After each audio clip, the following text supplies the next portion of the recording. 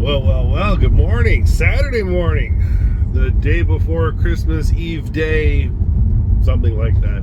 So we're headed over to 98 TesLux, and finally, man, the day we get to put my Underglow on. I am so excited. So it's still pretty dark out, as you can tell, but a couple of headlamps, and you can pull nuts and bolts to get the tub out real easy. So the plan, I guess, is to pull the tub, the front, and we'll start from the front, go down the sides, and finish in the back.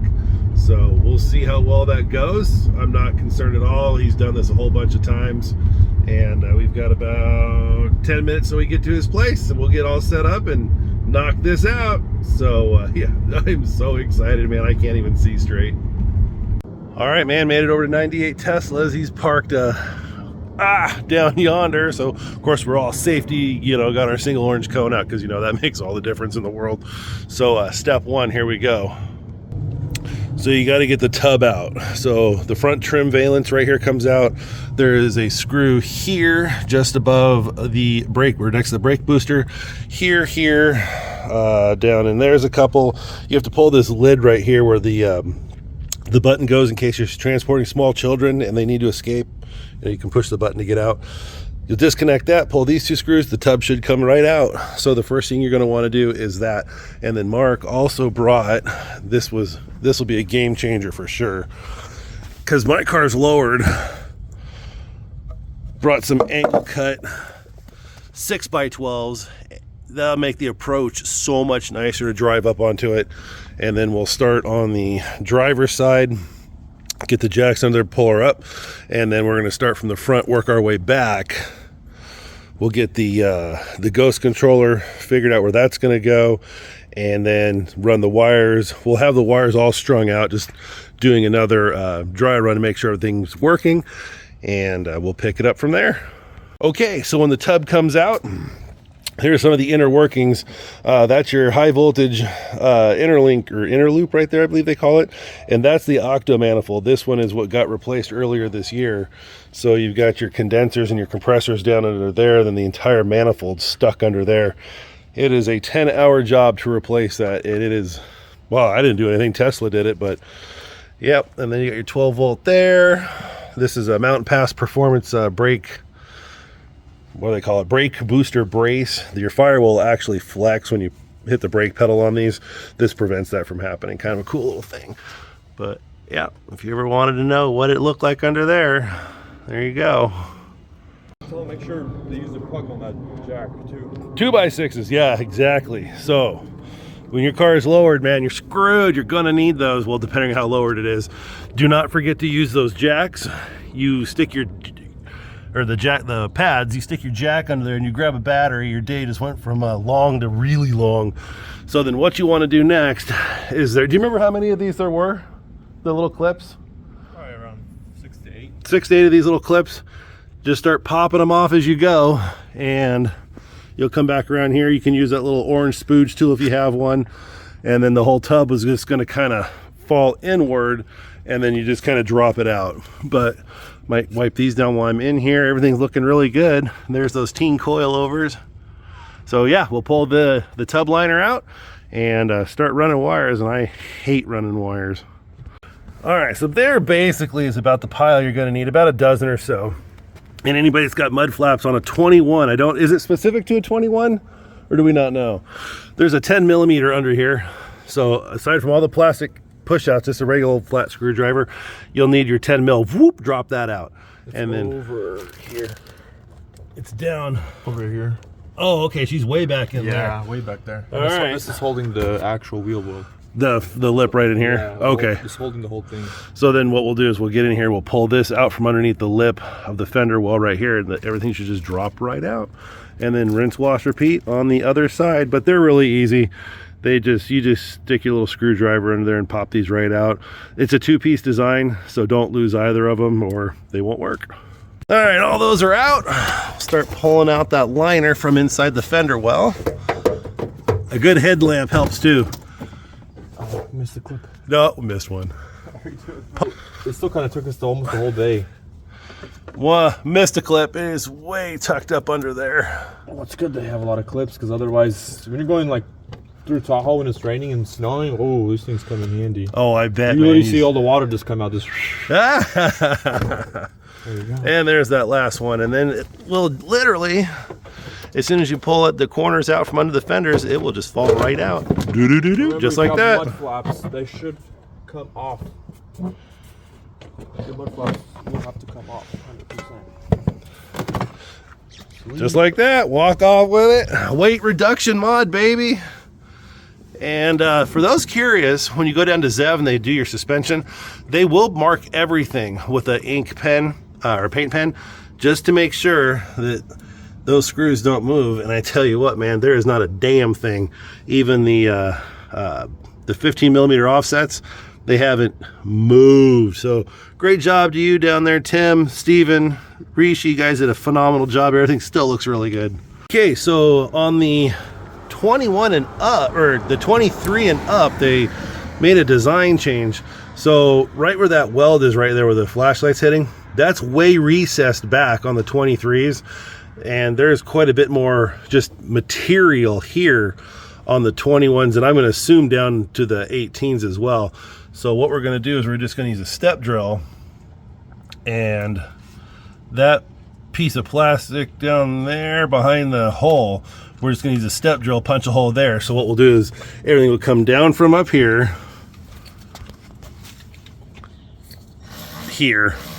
up into the well, and then out right there for the wiring, and then we'll shoot down the rocker panel from there. So a little design change, you just kind of adapt and overcome and do the best you can. All right, so this probably is going to look upside down in the video, but there's our license plate. Quick Bandit, you're awesome. Thanks, Tony, because for making it, not for giving it to me, because I paid for it. So you're going to come down, find about the center part of your bumper. So in my case, it was kind of right here. These holes are just for a stupid lip that I had once. So come about 4 fingers back from this seam, and this is where you can connect your, you're going to want to drill a hole under here. Be damn careful, because you got a radiator under here and fans, and that's what's going to run your male ends of your wires down. So it'll come up under here. So we're going to come up kind of in this, is about in this area, Mark. They're going to go through that way. That's right. We're going to snake everything this way. We're going to go underneath all of these coolant pipes and hide it over here. Nice. Or hide it over here. Perfect. And then it'll shoot down into the fender. So we got the left side of your underglow coming up under here. Just use your step drill. This you don't even really have to be careful on. Just make it a good, nice, tight fit. That way it doesn't flop around in there. And then sealant tape for like you would use on your AC. That's going to go throughout all of that to hold the excess wire up. So there's your female end, and the rocker panel end is under there, so that'll come up. We'll punch the hole here, come up here, connect, put the shell back on, and we should be good. All right, so the wire's been fished in. Quick little hole there. And then everywhere you're going to use your tape, we want to definitely get in there with rubbing alcohol. And if it's metal, just start cleaning. Probably won't even need to go through it with a dry towel, just because it's going to evaporate real quick, but it doesn't hurt. So kind of along the inside of the fender well here is where you're going to want to clean, and just make sure and do that on both sides. And then right up underneath, those little clips right there just kind of prevent anything bad from happening should the tape give way, especially in Redding, where it's 130 degrees for 3 weeks out of the year. All right, man, so Saul showed up. Good to see you, buddy. So we got the fronts in, so you can see we use these little white clips right in here. That's just a little extra added security. Get in there with your alcohol, wipe it all down. So next we're gonna 3M down this one. There is 3M on the back of it, and then we'll just use the clips on this side. And then Saul and I ran around the rocker panels with the cleaner. So we're gonna run the wires up in here and then shoot down the side of the car and start doing that side. For the ghost controller, there's this really cool little clip. It's got little alligator teeth on that side, so you can just grab the terminal. This only works, I think, up into 2022s, and then they changed over to the 16-volt battery, and this entire thing is completely different. And we just grabbed a ground wire right there, brought the wires under the frame connector, and then just kind of hit everything down into there. And then there is the Ghost controller, just zip tied to the radiator stand. But I mean, it's pretty clean. We'll finish moving these wires around. We'll get everything tucked over for the tub. But yeah, if Tesla ever has a problem, just pop those two and you're good to go. Just for reference, here's Saul's 23 rear single motor. You would connect but over here. Yeah, for the 16 volt. There's your terminal for this. It doesn't even look like a battery. It looks more like a relay or something. So yeah, there's where you would tap in for your positive. Where'd you guys ground it? Here's the Ghost controller. Here's the old access wire. His went down has there. An external battery, so his is grounded to his external battery that he has. Got one in the back. Okay, cool. This is the power running to the external battery. This just goes all the way down. Oh, it goes all the way down to the. Nice. They have to open up all the panels in the back. Nice, but yeah, there you go. The 16 volt, lot different than the 12 volt system. All right, so here we are underneath. So the lights are in with these little clips right up here holding everything down. And then in front of it, from, what's the name of that company that makes this stuff? Glow. There's this rubber bumper right in here. You probably can't see it because the lights are diffusing it. But all that's going to do is it's going to hide the diodes from being seen when you're looking at the car from the very front, because that doesn't look, I mean, the camera angle right now, that's what it would look like. So the light shines down, but you don't want to see all the diodes on the front. That's just not clean. So those get hidden from the front. But I don't think I ever mentioned it, but these are all from TesLux, and these are way over engineered, and I absolutely love them. And then where we came in from underneath the car, we used some Gorilla Glue to seal up the holes right in there. Just it kind of helps protect the wires from chafing or anything like that, and keeps, you know, water and debris out of there. But the front's just about done. We'll put some of those little white clips on those. Got the front all put back in. So the next thing we'll do is we have to get the wires. This is coming out the front from the fronts, going around to the backs. We'll get these all stuck up onto the metal in here where it was all cleaned with alcohol. Get the fender liners put back in, tires put back on and torqued down, 129 foot-pounds. Move the jacks down, lift up the ass, and go that route.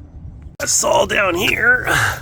So what he's done is he's kind of measured out how far back on each of these to go, and then we're just using blue painter's tape just to kind of hold it up, because you don't want one end longer than the other, because that's just kind of ghetto, and it's not how we do this here in the driveway, or not even the driveway, we're in the street doing it. So yeah, just tape them up to the rocker panel. We've already gone under there and alcohol cleaned all that, so that'll be the next step. All right, so here's what we did. This AC tape is the best stuff you can use. So we literally just, out of any sharp edges, you definitely don't want to run any wires through there. Car's going to move and vibrate, you know, as it travels. So keep it away from sharp edges will prevent you from cutting a wire, doing a home splice job. And any nice flat area and right back down through the front bumper. So yeah, all of it stayed out of the way. The excess got tucked up and around. Should be ready to put the wheel well back on here, and then the tires, and then we'll go ahead and drop it down. Comrade's working on those, and then we've got the strip hider up front, so you can just barely see the lights coming out. But we're also, you know, stock Model 3 ride height right now, sitting 8 inches in the air. And then Saul's finishing patching up in that side, and then we'll get the wheel well on there. This side's already up and running. We'll just put the strip hider on that side and it'll be done. Then we'll throw her back up in the air and do the rears. All right, man, fronts are back on the ground. This is a process, man. Thank God we got enough guys here, because it's going really smooth. Not in part to me, because I don't know what I'm doing, but these two have all the experience. So let me flip you guys around and we'll show you what we got going. So the front is all buttoned back up. Everything's looking nice down there. It's fairly overcast, but they you can still see them lighting up the ground under there. There's everything done up front. Obviously the tub is back in, So we got the backup. You're gonna have to take off the rear fender well, obviously the tires, but this will go pretty easy. 98 Tesla's drilling a couple holes. We'll feed the wires up through in the front, and then we'll come back around and down in that area, just punch another hole and then line up your lights in the center, just like we did back there. But all the hard stuff is done. Most of the work is done. The side skirts are on, the front's done, the rear is just the last of it. And tell you what, without these guys, I wouldn't have been able to do it. So big ups to Mark and Saul here. So thanks a lot, boys. So we'll get the rest of this flipped around, and oh, cool, there's a full electric FedEx truck. Check this out. Dude, hell yeah, full electric, baby. That's cool. That was, I've never seen one of those. That was pretty cool. So we'll get back to work on this, and then we'll get it buttoned up, and I'll get back underneath and show you guys how the wires get ran around there. Connecting the rocker panels to the rears are going to be the same. We're going to tuck the wires up around inside the fender well, but we'll go over that real quick too. So here we go. One thing I do want to show you, when you pull the back fender well out, there's these screw heads right there. They have a funky little clip on them, unlike the ones that you just kind of press into here. You're going to need, if it's really going to help you out, a couple different pry tools, or at least something with a, you know, a pretty decent bend on it like this one. A straight bend, well, straighter bend, you really got to dig underneath it and pop it out, but they're threaded, but you can't unthread them. So you're going to need either a pick like this or something with a real good 90 degree you can just kind of stick under there and plop. They don't break. Well, these ones didn't anyway, and there's 6 or 7 of them, 6 of them I think, and you'll see them. They're in various spots all over. There's another one right there. So let's call that a tip. Plus you get to go buy a new tool, so that'll be totally cool too. Here we go. All right, so everything's kind of test fit in the back. You have to pull that panel, which is unique to the Model 3. Find your center point or wherever you want to go off. We kind of did a V pattern, so it looks like when you come off of the rocker panels up there, it kind of looks like it's one fluid motion back into here. So just kind of hold everything up with painter's tape. Lots of alcohol to clean it, and you know it's clean when you can take that tape on and off a dozen times and it still sticks. So that's pretty cool. So holes ran in there. Hello. Holes ran in here. You need 2 of them because this is your power wire to connect the lights, and then this thin little guy, there's a butt connector right there. You need to ground that, and we just grabbed it right off the mounting bracket right there for the brakes. It helps with heat reduction, and it will keep the circuit going so that your lights stay bright. That's what I'm told, which makes sense. You want to ground it regardless. So right onto the side of the brake right there. And then again, 2 holes. You got plenty of room wherever you can make yours. We just came in right there. We'll fill that with some putty, and then above that little cutout that I just showed you. And then just like the fronts, we'll take this and we'll, aluminum tape it all the way up and around, button it up, and we should be good to go. All right, so here we are. We just finished up the backs. Well, Saul's working on that side. So just kind of zip tied all the excess wires up right there. It's no big deal. I'll cut that extra piece of the zip tie off because the wheel well is going to hold all that down. But you don't generally want wires flopping around. So made an incision there, and then I tried not to put any kind of a bend where the connector is, so that's why it's got that little S right there. And then the aluminum tape all the way up and around. No kinks nowhere. I didn't want to put any, it's not really tight. I mean, it's tight. It's not going to like kink or anything, but the wheel well has to push it up also. So no kinks, no bends, and then it just drops right back down into there, and we'll fill that up. We're all hooked up. The backs were glowing, but I just turned everything off. So yeah, 98 Tesla's just finishing up his part down there. We'll put the strip hiders on, which again, those just hide each of the diodes, so you don't see each individual one. You would rather see the light. And yeah, we should be done probably the next hour or so, and we'll do a before and after tonight because the sun just poked out, so it's rather hard to see everything right now. So we will do our final thoughts here when we're all done. All right, man, we're just about done putting on some of these. So we're just running the rocker panels right now. A company called Underglow makes them. Get that sun out of there. Something. There we go. They just prevent so you can see each LED. I think I've mentioned that a couple times already. But yeah, the job's just about done. It is an all-day process, and there was 3 of us on it. Granted, I don't know what I'm doing. The other 2 absolutely did. It's still a lot of work. There is a lot of work in pulling off the fender wells. We use a bunch of, there's somewhere around here, little white clips on top of these to hold them up. So it kind of looks, these get stuck to the car, and then you put a U-clip on there. They use to hold Romex on 2x4s and homes. Little added measure, just in case the 3M fails, you're still connected. So we're just about done. Probably, I guess, in 30 more minutes. I'm exhausted. Everything on me hurts from getting up and down. But man, does it look good. We've function tested everything a bunch of times, and yeah, I can dig this. So we'll get it finished up here, and I'll show you guys the end result.